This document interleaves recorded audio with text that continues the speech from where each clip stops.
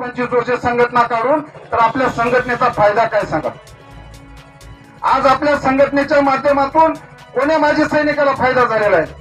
फक्त एकच फायदा ग्रुपवर दिसतो, या सैनिकांनी असं म्हणलं, त्या सैनिकांना असं म्हणलं, या सैनिकाने याचे पैसे खाल्ले, त्या सैनिकाने त्याचे पैसे खाल्ले। अरे बापू, खाल्ले तर खाल्ले, त्याच्या घरी जा ना।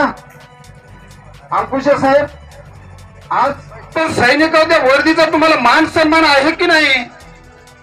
जर चंदू जवान जर हा चुकीचा असेल किंवा बरोबर असेल तर तुम्ही इथून सर्वांनी ठरवाच। तुम्हाला संघटना करायची आहेत ना, तुम्हाला सैनिकाचं काम करायचं आहे ना, आपल्याला सर्वांना करायचं आहे ना। जसं आपण इथं फेटे बांधून बसला, आपण एवढेच लोक उद्या मुंबईला जाऊ, इथूनच गाड्या करा, लागू द्या 1000 2000 5000 आपल्याला, आपण देऊ त्याचं कॉन्ट्रीब्युशन। आणि तो चंदू जर चुकीचा असेल तर त्याला आपण समजून त्याच्या घरी पाठवू, आणि जर चुकीचा नसेल तर त्याच्या पाठीमागे खंबीर उभं राहून त्याला न्याय द्यायचं काम करू। पण तिथं वर्दीचा तुम्ही अपमान होऊ देऊ नका। मग आपल्या संघटना कुठं? आज शहीदांच्या जमिनी बघा, शहीद झालेल्या जवानांना आतापर्यंत सुद्धा 20-20 वर्षे शहीद होऊन त्यांच्या जमिनी भेटल्या नाहीत, त्यांचे परिवार उपोषणासाठी बसत आहेत। कुठल्या संघटना गेल्या हो? बालाजी चुकलवर गेला का तिथं? आपण गेलो का तिथं? मग आपला जो प्रत्येक निर्णय आहे हा आपल्या सैनिकाच्या हितकारक असल्यानंतरच सैनिक आपल्यावर विश्वास करू शकतात। म्हणून माझं स्पष्ट म्हणणं आहे, आपणात हात जोडून विनंती, अंकुशे साहेब असतील, आता सर्व सन्मान्य व्यासपीठ असेल किंवा खाली बसले माझे सिनियर असतील, आपल्याला जर समन्वय समिती किंवा संघटना हे बनवायचे असतील तर तुम्ही बंद करा। आणि जर आपल्याला या सरकारसोबत प्रशासनासोबत जर आपल्या सैनिकांचे जर प्रश्न सोडून घ्यायचे असतील किंवा यांना न्याय द्यायचा असेल तर आपल्याला इथं आपला मॅन पॉवर दाखवावा लागतो।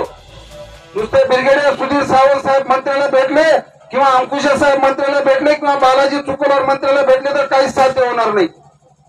आणि ह्या मॅन पॉवर आपल्याला तयार करायचा असेल तर माझा छोटासा अनुभव, आपल्या मराठवाड्यामध्ये विदर्भामध्ये सैनिकांची संख्या कमी आहे।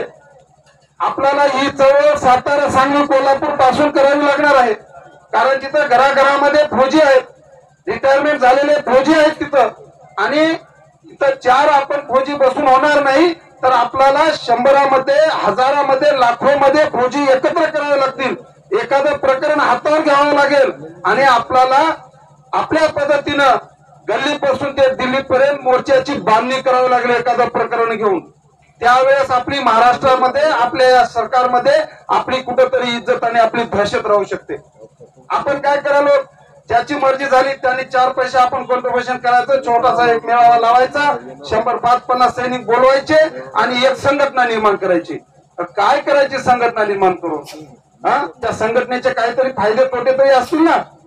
म्हणून माझं प्रखर मत आहे, हे जेवढ्या संघटना आहेत, आणि अंकुशे साहेब खरंच जर तुम्हाला ब्रिगेडियर सुधीर सावंत साहेबांना, शिर्के साहेबांना आणि तुमच्या टीम चंद्रशेखर साहेब असतील, मी पण त्याच्यामध्ये आहे, मी खूप छोटा आहे, जर तुम्हाला सर्वांना जर सैनिकाचं खरंच जर भलं करायचं असेल, सैनिकांच्या जर समस्या सोडवायच्या असतील तर तुम्ही सर्वांना अगोदर एकत्र या आणि एकत्र येऊन आपली एक संघटना तयार करा आणि मग आपण लढायला तयार होऊ। सैनिकाचे कसे प्रश्न सुटत नाहीत? अहो, माझ्या सैनिकाचे काय प्रश्न आहेत?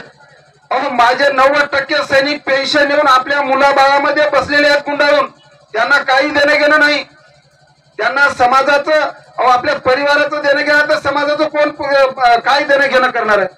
आज आपला 90% सैनिक आपल्या मस्त संसारामध्ये रमून गेलेला आहे, त्याला शेजारी काय वाले काय काही मतलब नाही। आणि त्याचं पण सत्य आहे, आपल्याला ज्यावेळेस इकडे क्रिकेट खेळायचं असतो त्यावेळेस आपण बंदूक आपण हातामध्ये घेतलेला असतो, आपल्याला सिव्हिल लोक जमू देत नाहीत।